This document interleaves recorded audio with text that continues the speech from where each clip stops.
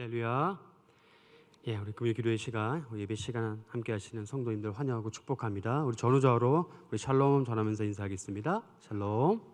우리 함께 오늘 본문 말씀 보시겠습니다. 구약성경 느헤미야 9장 6절에서 17절까지 말씀입니다. 구약성경 느헤미야 9장 6절에서 17절까지의 말씀, 제가 가지고 있는 성경으로 구약성경 739페이지입니다. 구약성경 739페이지 느헤미야 9장 6절에서 17절까지의 말씀을 저와 함께 교독하시겠습니다. 제가 먼저 오늘 본문 6절 말씀을 읽도록 하겠습니다. 오직 주는 여호와시라. 하늘과 하늘들의 하늘과 일월 성신과 땅과 땅 위의 만물과 바다와 그 가운데 모든 것을 지으시고 다 보존하시오니 모든 천군이 주께 경배하나이다. 주는 하나님 여호와시라. 옛적에 아브라함을 택하시고 갈대아 우르에서 인도하여 내시고 아브라함이라는 이름을 주시고 그의 마음이 주 앞에서 충성됨을 보시고 그와 더불어 언약을 세우사 가나안 족속과 헷 족속과 아모리 족속과 브리스 족속과 여부스 족속과 기르가스 족속의 땅을 그의 씨에게 주리라 하시더니 그 말씀대로 이루셨사오매 주는 의로우심이로소이다.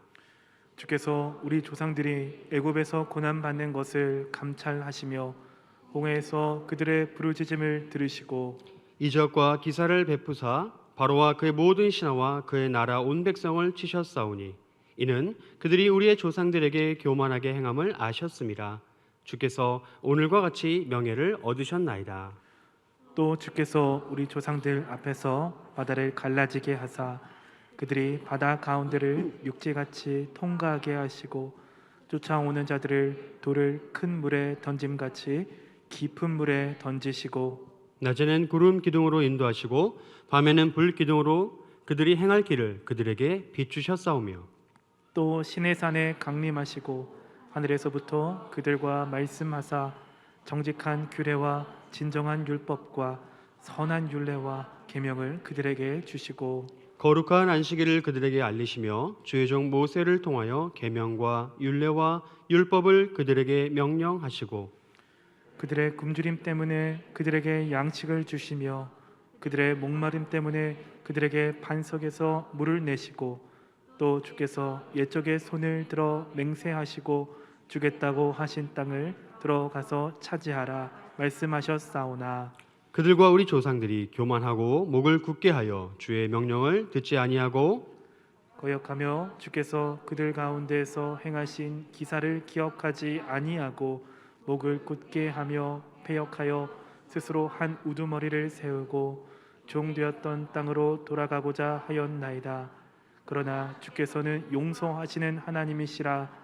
은혜로우시며 긍휼히 여기시며 더디 노하시며 인자가 풍부하심으로 그들을 버리지 아니하셨나이다. 아멘. 할렐루야. 오늘 말씀의 제목은 와우의 인도하심, 와우의 인도하심이라는 말씀으로 함께 은혜를 나누도록 하겠습니다. 사랑하는 반석의 성도 여러분, 요즘 여러분의 일상은 무엇의 연속으로 이루어지고 있나요? 우리 삶이 무엇으로 계속되어지고 있나 한번 돌아볼 그런 여유가 여러분들에게 있기를 소망합니다. 저도 저의 일상을 좀 돌아보면요, 일단 새벽에 알람 소리를 듣고 깹니다. 그리고 아까베를 듣고 새벽 예배를 나옵니다.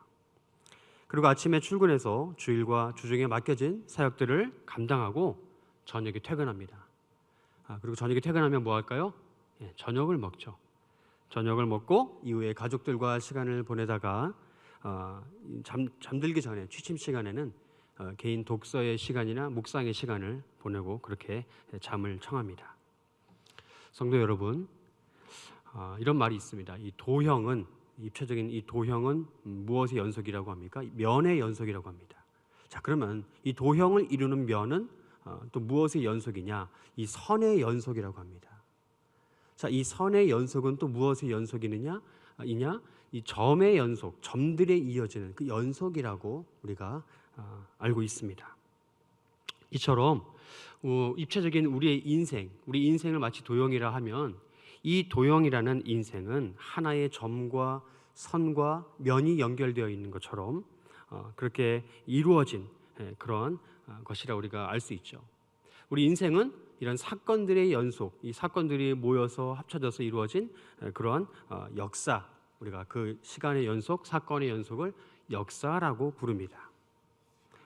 오늘 저는 여러분들과 함께 오늘 우리가 읽은 이 느헤미야 본문을 통해 이스라엘 역사를 바라보면서 이스라엘뿐만 아니라 오늘을 살아가는 우리에게도 하나님의 계속적인 역사가 이루어진다는 사실을 함께 깨닫고 나누기를 간절히 소망합니다. 그리고 이 깨달음을 통해서 우리는 일상에서의 영성, 한번 따라해 볼까요? 일상에서의 영성. 이 일상에서의 영성, 바로 우리가 매일매일 살아가는 일상 속에서 하나님의 인도하심을, 우리가 어떻게 하나님께 인도하심을 받았는가 하는 그런 깨달음을 오늘 우리가 받고 돌아가길 소망합니다. 여러분, 2월 말씀 한 달 주제가 무엇입니까? 바로 인도하심이죠. 인도함을 받는다라고 하는 표현은 누군가에 의해 이끌려 간다라고 하는 그런 의미가 있습니다. 그래서 우리가 살아가는 이 사회, 또 그 조직 안에는 어느 곳에든지 스승이나 리더가 있게 마련입니다. 그 스승과 리더를 따르는 제자나 또 그들을 추종하는 사람들을 우리가 선원이라고 표현하기도 합니다. 그런 무리들이 어디에나 있기 마련이죠. 여러분, 이 시간 한번 우리가 생각해 보기를 원합니다. 과연 나의 인생을 이끌어가는 그런 스승이나 리더는 여러분 누가 있나? 나에게 영향력을 주는 사람은 누구일까라고 하는 고민을 한번 해보시길 바랍니다. 다른 말로 나에게 멘토가 되는 사람은 누구일까라고 하는 생각을 해보시길 바랍니다. 과연 나의 인생을 지금까지 누가 이끌어주고 또 이끌어오고 있는지를 우리가 생각해 보기를 원하는데요. 오늘 우리가 이 생각을 가지면서 나눌 본문은 바로 느헤미야 9장 말씀입니다. 이 느헤미야 9장 말씀을 제가 설교하기 위해서 느헤미야 전체 말씀을 한번 살펴보기를 원하는데요. 본문의 배경을 조사하면서 간단하게 역사를 좀 말씀드리겠습니다. 남유다가 바벨론에 의해 주전 605년에 멸망합니다. 1차 포로로 끌려가면서 멸망하게 됩니다. 그리고 이스라엘은 몇 년간의 포로 생활을 경험하게 됩니까? 70년의 포로 생활을 경험하게 되죠. 그러니까 우리나라가 일제 강점기를 36년 동안 지내왔는데 약 그 2배에 해당되는 긴 시간입니다. 이 70년이라는 시간 동안 고대 근동의 패권국은 이 바벨론에서 페르시아로 넘어가게 됩니다. 이 70년이라는 시점에서 바사, 즉 이 페르시아의 고레스라고 하는 왕은 이스라엘 백성들의 귀환 명령을 내리게 됩니다. 돌아가라라고 말하는 것이죠. 이 귀환의 역사는 이미 우리가 말씀을 통해서 알 수 있는 것처럼 선지자들을 통해 예언되었음을 우리가 볼 수 있습니다. 고레스 왕의 귀환 명령으로 인해 주전 538년에 총독 스룹바벨과 대제사장 여호수아를 필두로 1차 포로 귀환이 이루어집니다. 그리고 80년이 지나서 주전 458년경에 학사 겸 제사장 에스라를 필두로 2차 포로 귀환이 이루어집니다. 그리고 14년이 지나서 주전 444년경에 오늘 우리가 읽은 본문에 등장하는 주인공 총독 느헤미야가 바벨론에서 마지막 3차 귀환을 이끌게 됩니다. 이렇게 우리가 역사를 살펴보면 에스라가 활동하던 그 시대에 페르시아의 왕이 4명이나 바뀌게 되어지는데요. 그 순서는 이렇습니다. 고레스, 다리오, 그다음에 우리가 이 그리스 말로 크세르크세스라고 하는 왕 아하수에로. 그러니까 에스더의 남편이죠. 우리가 잘 아는 것처럼 이 아하수에로 왕이 3번째 왕이 되어지고 그 다음에 우리가 이 느헤미야 총독과 함께했던 이 아닥사스다 왕, 이 4명의 왕이 이렇게 이어지게 됩니다. 고레스, 그다음에 다리오, 아하수에로, 아닥사스다. 이 느헤미야라고 하는 인물의 이름의 뜻은 참 좋은 이름입니다. 하나님께서 위로하신다. 그래서 누구 힘들어하는 사람이 옆에 계시면 느헤미야라고 이야기하면서 위로하시면 참 좋을 것 같아요. 하나님께서 위로해 주신다. 이 느헤미야는 바로 이 아닥사스다 왕의 곁에서 그가 먹는 그 아닥사스다 왕이 먹는 음식과 술을 맡아 관장하는 사람이었습니다. 그 직책이 그렇다고 하는 것이죠. 예전부터 왕들은요 항상 이 독살의 위험에 노출되어 있었으므로 왕들은 아무에게나 자신이 먹는 음식을 맡기지 않았습니다. 그러므로 느헤미야가 이 아닥사스다 왕의 술 맡은 관원장으로 있었다라고 하는 사실은 그가 얼마나 두텁게 아닥사스다 왕의 신임을 받고 있었는지를 우리에게 알려주고 있습니다. 그렇게 그 느헤미야가 이 수산궁에 머물고 있으면서 편안한 날들을 보내고 있던 느헤미야에게 그의 형제 중에 한 명인 하나니라고 하는 사람이 느헤미야를 찾아와서 슬픈 소식을 전합니다. 그 소식은 바로 바벨론으로 끌려오지 않고 여전히 이스라엘 땅에 남아있던 그 이스라엘 백성들이 큰 환난을 당하고 있으며 그들이 능욕을 당하고 있습니다 라고 하는 그 슬픈 소식을 형제 하나니에게로부터 느헤미야가 듣게 되는 것이죠. 그러므로 인하여서 예루살렘 성은 완전히 허물어졌고 이 성문들이 불탔다라고 하는 소식을 듣게 됩니다. 이 내용이 느헤미야서 1장 1절로 3절까지의 말씀의 내용입니다. 그러자 느헤미야는 그 소식을 듣고 난 후부터 그대로 주저앉아 버리면서 며칠 동안 울면서 슬퍼하고 하나님 앞에 금식하고 그가 기도했다라고 4절 말씀이 1장 4절 말씀이 증거해 주고 있습니다. 자, 이렇게 시간이 지나고 나서 그는 이제 자신의 섬기는 군주인 아닥사스다 왕 앞에 서게 됩니다. 하지만 느헤미야는 이 자신이 이 근심하고 있는 이 얼굴을 감추지 못하고 왕 앞에 서게 되죠. 그래서 그의 모습을 본 이 아닥사스다 왕이 그의 얼굴을 보면서 참 걱정하게 되는데요. 우리가 이 상황을 바라볼 때 이 느헤미야가 보인 행동이 굉장히 중요한 포인트가 있습니다. 무엇이냐면요, 이 고대 시대의 왕 앞에서 얼굴에 근심이 가득한 그런 수심이 가득한 표정을 하는 것은 그 자체로 죄예요. 왜냐하면 왕의 신하된 사람의 본분은 항상 왕 앞에 웃는 모습을 보여야 됩니다. 항상 기뻐하는 모습을 보여야 되죠. 그런데 자신의 수심 가득한 얼굴을 보였다? 그것은 자신의 목숨까지도 바쳐야 하는 그런 아주 위험한 행동이었습니다. 그래서 이 죽음으로 자신을 치닫게 할 수 있는 치명적인 실수를 느헤미야가 의도했는지는 모르겠어요. 근데 왕에게 들킨 거예요. 하지만 우리는 이렇게 해석하기 원합니다. 하나님의 보호하사, 하나님의 인도하심으로 아닥사스다 왕은요 오히려 수심 가득한 근심 가득한 얼굴을 하고 있는 느헤미야를 걱정하게 됩니다. 그게 바로 이제 느헤미야 우리가 2장의 내용인데요. 이 아닥사스다 왕이 느헤미야에게 왜 묻습니다. 너는 왜 걱정하고 있느냐? 왜 근심하고 있느냐? 이 질문에 느헤미야는 자신의 이 마음을 솔직담백하게 왕에게 털어놓습니다. 참 이처럼 왕과 관계가 좋아서 그랬던 거인지 몰라도 어쨌든 그는 계속적으로 그때 상황과는 맞지 않게 실수를 하게 되는 거죠. 실수를 하게 됩니다.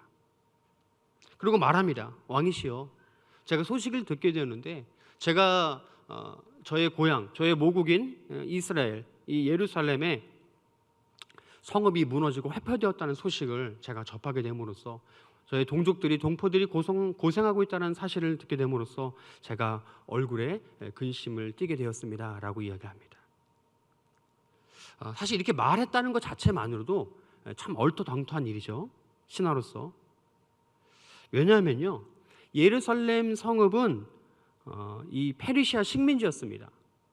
그런데 이 무엇이 얼토당토하느냐? 느헤미야가 아닥사스다 왕에게 이것을 요구하는 거예요. 왕이시여, 저를 저의 고향으로 보내게 해 주시옵소서.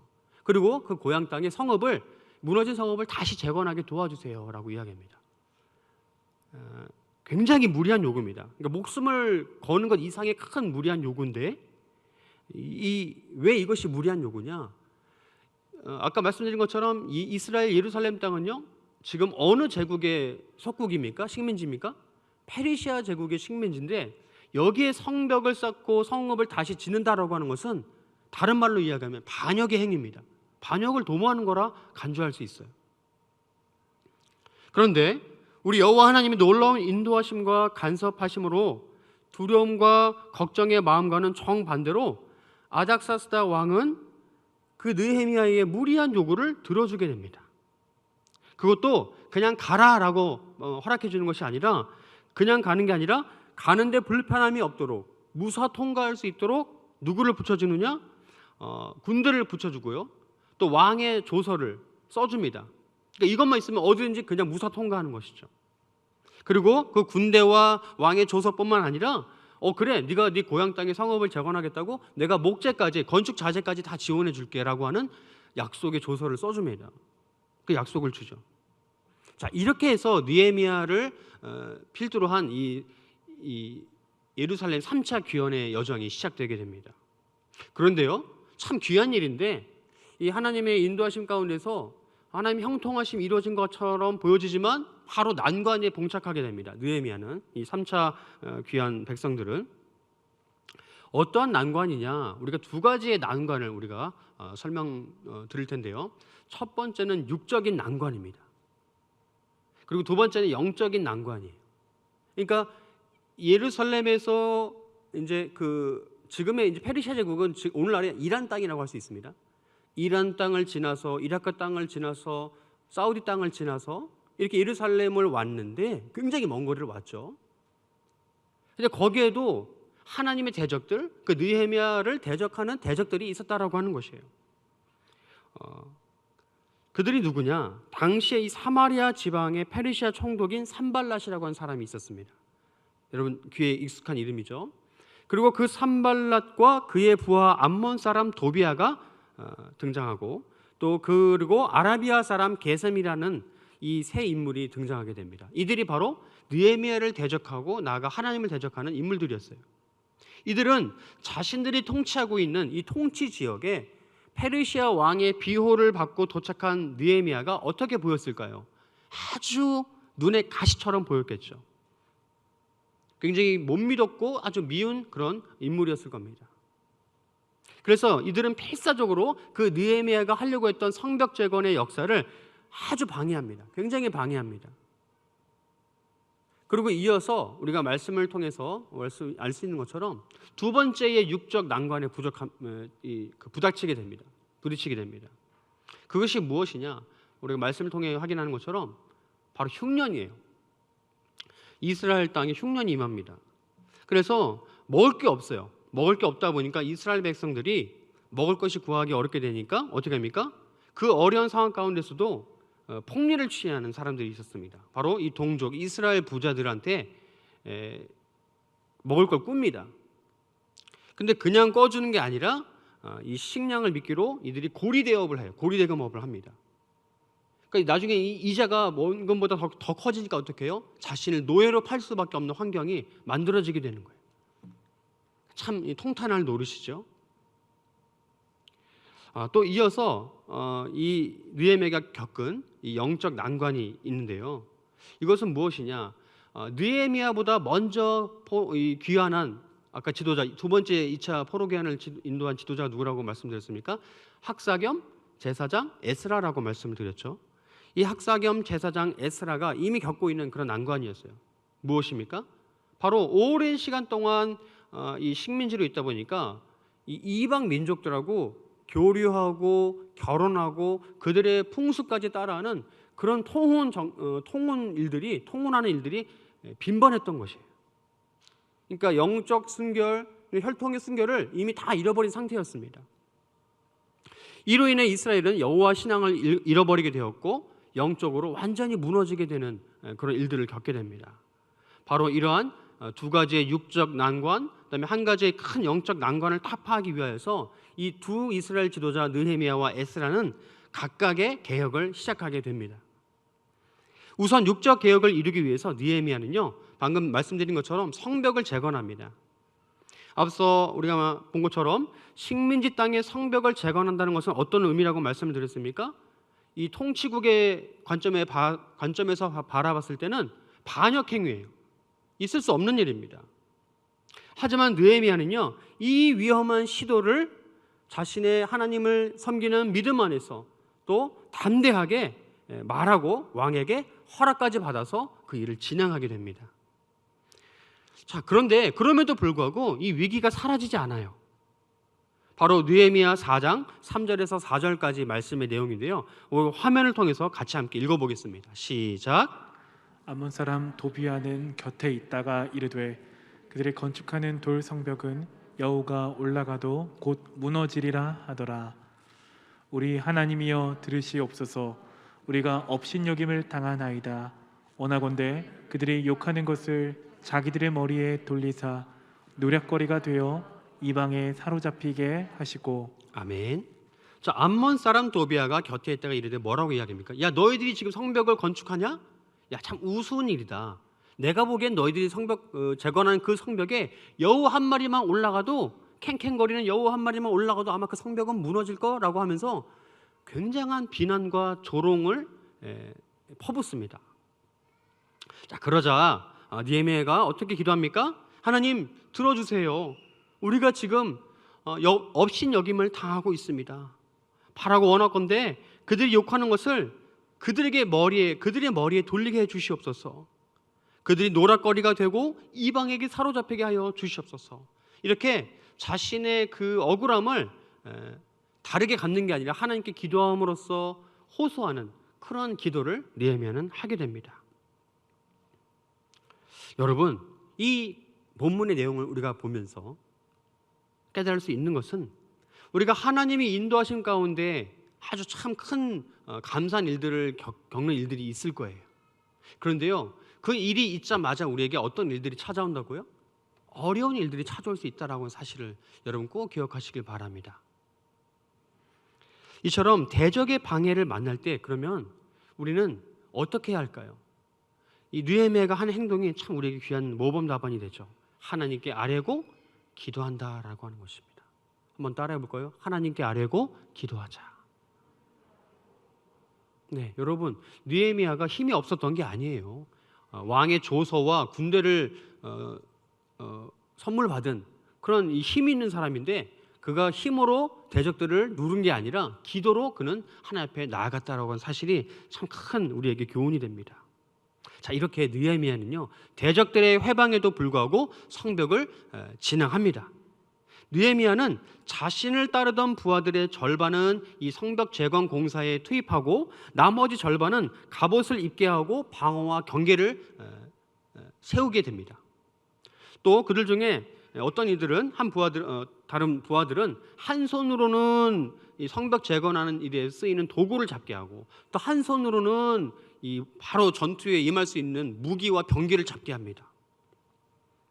자, 그래서 이렇게 성벽 재건 공사를 시작한 지 며칠 만에 이 성벽 재건이 이루어집니까?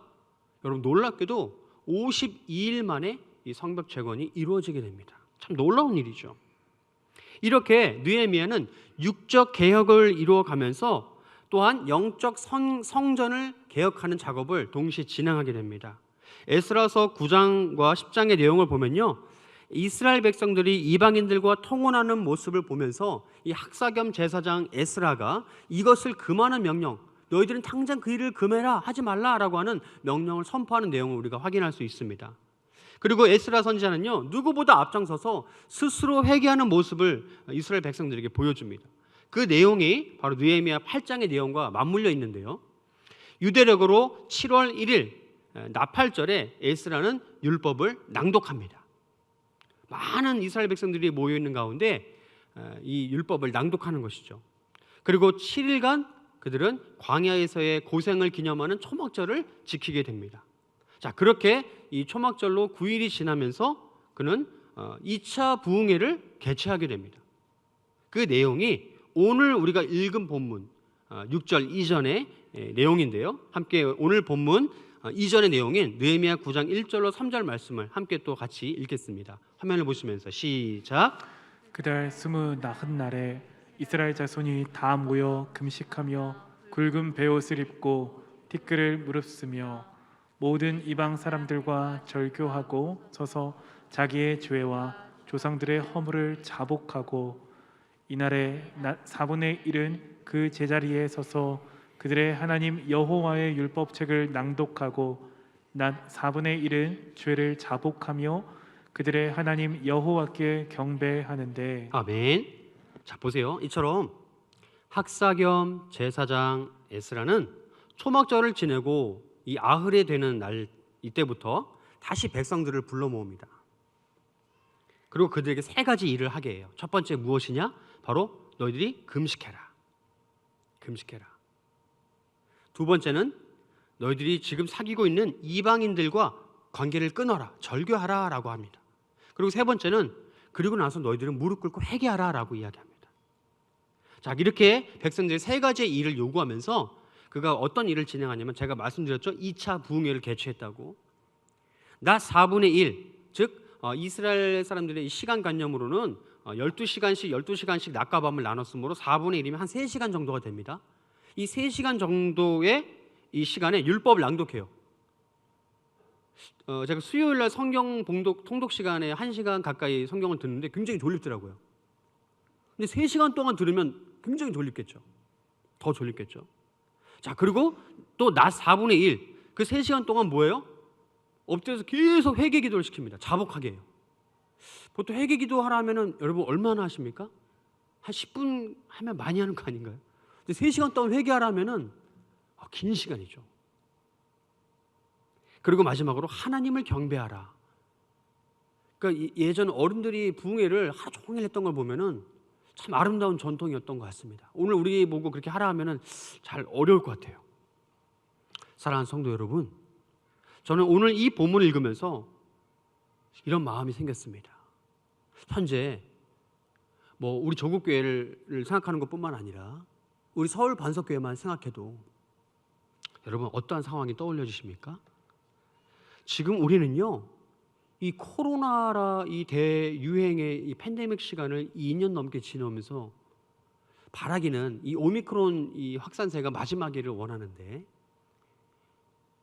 작년만 해도 그 전에만 해도 하루에 100명도 안 되는 확진자 때문에 우리가 깜짝 놀라고, 그죠? 작년에 500명이 넘었다. 와, 이거 나라가 뒤집힐 큰일이네. 근데 오늘 몇만 명 찍었습니까? 5만 명 찍었어요. 5만 명. 이러한 이 대유행병으로 인하여서 지금 가장 큰 문제가 우리 다음 세대들이에요. 예배에 오지 못하고 있습니다. 예배가 온전히 진행되지 못하고 있는 상황 가운데 있어요. 하지만 이러한 어려운 상황 가운데서 우리 교회는 지금 어떤 일을 진행하고 있습니까? 교육관 건축을 진행하고 있습니다. 여러분 생각해 보시기 바랍니다. 우리 서울 반석교회가 교육관을 짓는 게 이익을 남기기 위한 그런 사업입니까? 이 사업은요, 바로 다른 게 아니라 우리의 믿음의 다음 세대들을 위한 사업인 줄 믿으시길 바랍니다. 여러분, 담임사님 주일날 말씀하셨죠? 그 교육관 이름이 뭐라고요? 제이하우스. 그 이중적 의미가 있죠. 요셉의 하우스, 지저스, 예수님의 집, 이런 의미가 있습니다.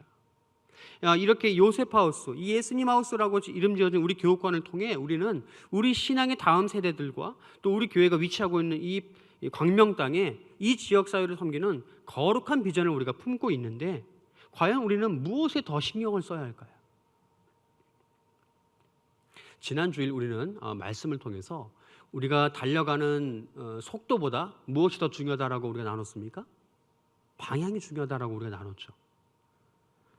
그렇습니다. 우리가 교육관을 얼마나 신속하게 빨리 짓느냐, 얼마나 효율적으로 돈을 아껴가면서 짓느냐, 이것도 중요합니다. 그런데 더 중요한 것은 무엇입니까? 바로 이 에스라와 느헤미야가 신경 썼던 부분이죠. 하나님의 절기를 지키며 우리의 죄를 자복하고 회개하며 이루어내야 할 부흥, 바로 그 부흥이 우리에게 가장 먼저 선행되어야 할 작업이다라고 하는 사실을 여러분 꼭 기억하시길 바랍니다. 그래야만 우리는 우리 다음 세대의 부흥을 기약할 수 있습니다. 이 사실을 위해 함께 다짐하고 헌신하는 우리 주의 전에 함께 있는 성도들, 각 가정에서 화면들을 함께 하시는 우리 반석의 모든 성도님들 되시기를 주의 이름으로 간절히 축원합니다.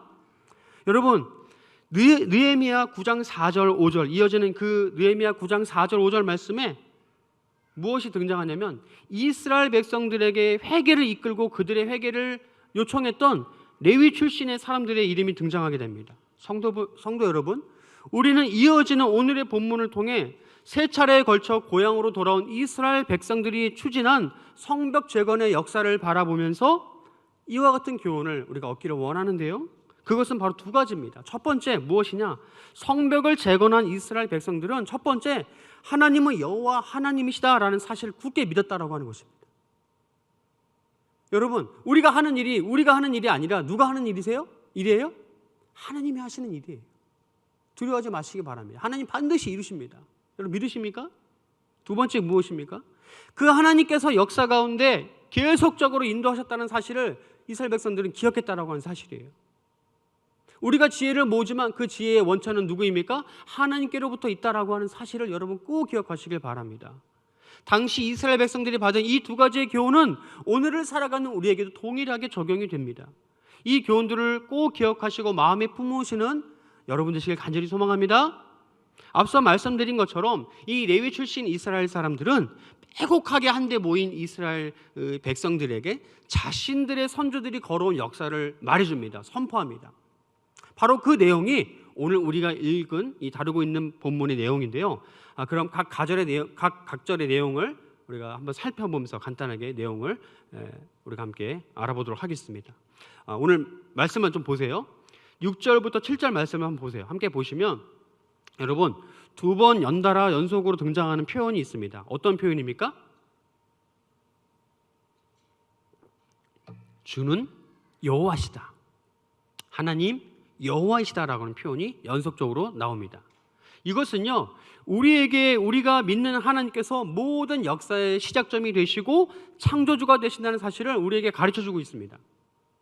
여러분, 그러므로 우리는 우리의 삶의 주인이 누구인지 정확하게 알고 있어야 돼요. 그리고 이것을 믿음으로 고백해야 합니다.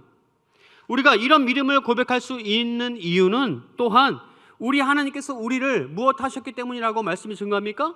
택하셨다라고 하는 거예요. 택하셨다라는 거예요. 이어지는 8절 말씀은 여러분 우리의 유명한 인물을 소개해주고 있죠. 누굽니까? 아브라함입니다. 8절에서 이 아브라함을 이끄시는 인도하시는 하나님 어떤 분으로 증거되어 있습니까?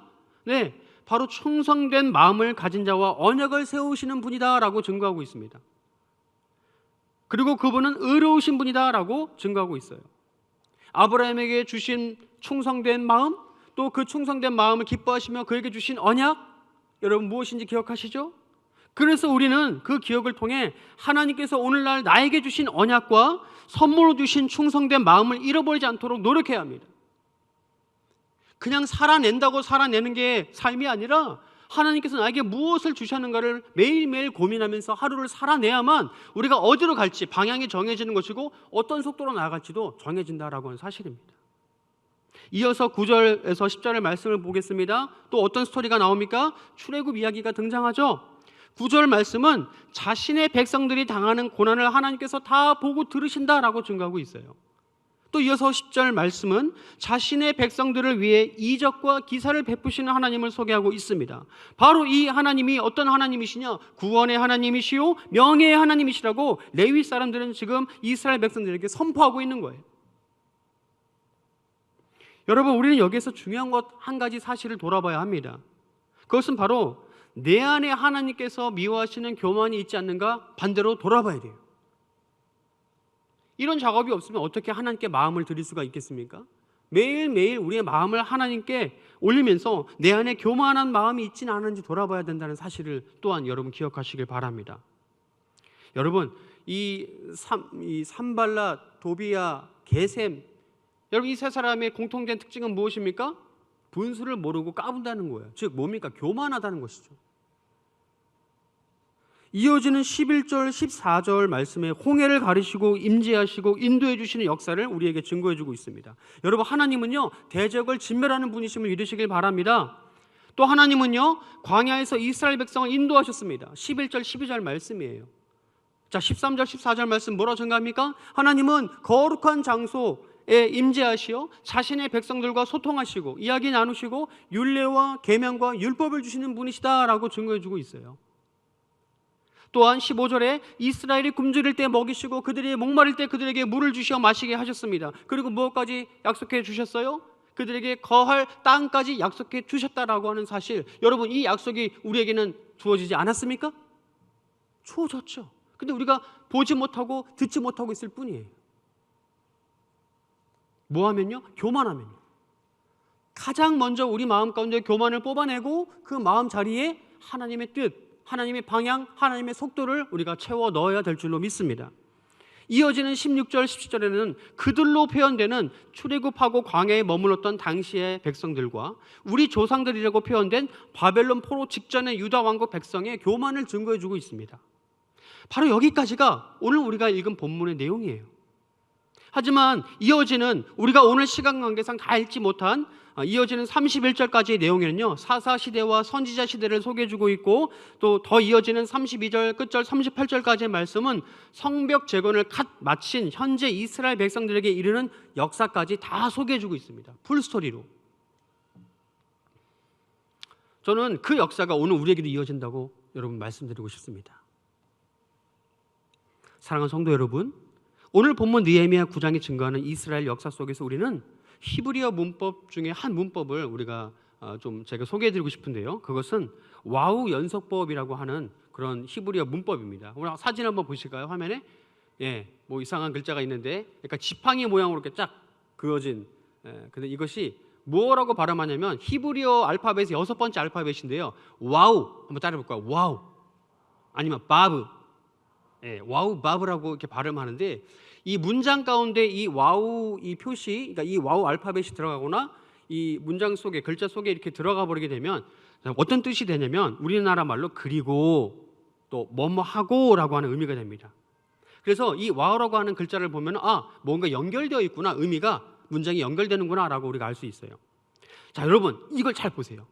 자, 그러면 다시 한번 우리가 오늘 본문 말씀을 보면서 하나님의 이 와우 연속법, 그리고 뭐뭐 또 하시고 뭐가 들어있는지 한번 제가 간단하게 말씀드리겠습니다. 다시 한번 7절부터 쭉 보세요. 자, 보세요. 말씀 7절에 인도하여 어떻게 해요? 내시고, 8절에 충성됨을 보시고, 9절에 감찰하시고 들으시고, 11절에 통과하게 하시고 깊은 물에 던지시고, 13절에 강림하시고 계명을 주시고, 14절 명령하시고, 15절 물을 내시고의 표현에는 모두 이 와우 연속법이 쓰여졌습니다. 여러분 무엇을 의미합니까? 여러분의 이러한 이 표현들이 왜 계속 쓰였을까요?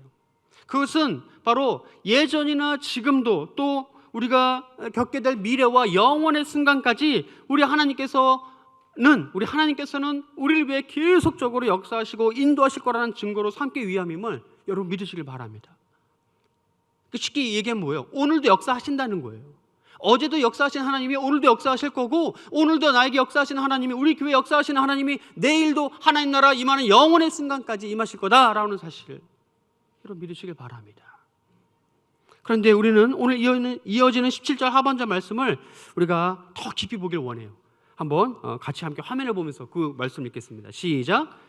그러나 주께서는 용서하시는 하나님이시라. 은혜로우시며 긍휼히 여기시며 더디 노하시며 인자가 풍부하심으로 그들을 버리지 아니하셨나이다. 아멘. 아멘. 여러분 끝부분에 뭐라고 쓰여 있나요? 그들을 버리지 아니하셨나이다. 여러분 이 말씀이 얼마나 은혜가 됩니까? 나를 끝까지 버리지 않으신대요. 우리의 구원이 이 말씀에 달려있는 거 아닙니까? 우리를 버리지 아니하신다. 한번 외쳐볼까요? 우리를 버리지 아니하신다. 나를 버리지 아니하십니다. 여러분 얼마나 위로가 됩니까? 느헤미야, 하나님께서 그에게 위로를 주셨다. 성도 여러분, 말씀을 마칩니다. 성경에서 증거하는 이스라엘의 역사는 현재 믿음 생활을 하는 우리의 역사라 할 수 있습니다. 그런데요, 이 역사는요 반복되는 역사여지고 계속되어지는 역사예요. 와우, 바브. 오늘 본문에 등장하는 구름 기둥, 불 기둥으로 인도하신다라고 하는 이 표현이요, 출애굽기, 민수기, 신명기, 느헤미야, 시편에 쭉 나와요. 그런데 여러분 여기에만 나옵니까? 아니요. 하나님의 마음은 창세기에서부터 요한계시록까지 계속 여러분 이어집니다. 하지만 하나님의 이 계속적인 인도하심의 역사는 우리가 살아가는 오늘의 삶의 한 선 한 면에도 계속 이어짐을 여러분 계속 기억하시길 바랍니다. 오늘날에도 우리 삶 속에 우리에게는요 보이지 않는 하나님의 구름 기둥과 불 기둥이 있다는 사실을 여러분 꼭 기억하세요. 광야에만 있는 게 아니에요. 우리에게 있어요. 무엇으로 있습니까? 제가 좀 설명을 드리겠습니다. 광야의 뜨거운 햇빛을 가려주는 구름 기둥의 역사가 계속되어지는 것처럼 오늘 우리에게도 여러분 무엇이 있어요? 세상의 위협이 있어요. 세상의 유혹이 있습니다. 이것으로부터 우리를 가려주세요. 지켜주세요. 또한 광야의 밤에는 어떻습니까? 혹독한 추위로부터 불기둥으로 하나님이 계속 지켜주시죠. 이스라엘 백성을. 그런 것처럼 오늘 우리에게도 이 성령의 조명하심 그 말씀에 통해서 우리를 비추시고 우리에게 깨달음의 이 밝은 일들이 계속되어진다라고 하는 거예요. 그러니까 구약의 구름 기둥과 불 기둥은 뭐예요? 오늘 우리에게 주신 말씀 기둥, 성령의 역사하시는 기둥과 함께할 수 있다. 우리가 비교할 수 있다라고 우리가 깨닫게 됩니다. 이것이 바로 계속적으로 하나님께 인도해 주시는 역사예요. 한 번 더 외쳐봅니다. 하나님께서 계속적으로 인도해 주시는 역사. 여러분, 광야 때 구름 기둥, 불 기둥의 역사가 예수 그리스도의 말씀과 그 말씀을 깨닫게 해주시는 성령의 역사로 이어진다는 사실을 꼭 믿으시길 바랍니다. 이 말씀이 어디에 근거하고 있습니까? 요한복음 14장 16절에서 18절 말씀이에요. 읽지는 않을 거예요. 집에 가서 한번 찾아보세요. 요한복음 14장 16절 18절 말씀을 꼭 찾아보시길 바랍니다. 지금도 나에게 계속되는 구름 기둥, 불 기둥의 역사를 우리는 잊지 말아야 합니다. 때로는 너무나 반복되어지고 너무나 무료한 나의 삶이 그런 일상의 연속같이 느껴진다 할지라도 여러분 제가 설교 초반에 말씀드린 것처럼 일상에서의 영성을 반드시 잃어버리면 안 돼요. 습관적으로 살아가면 안 된다는 것입니다. 일상에서의 영성을 지키기 위해 우리는 날마다 몸부림치면서 하나님의 인도하심을 매일매일 간구하는 그런 은혜의 길로 나아가는 저와 여러분들 되시기를 주의 이름으로 간절히 축원합니다.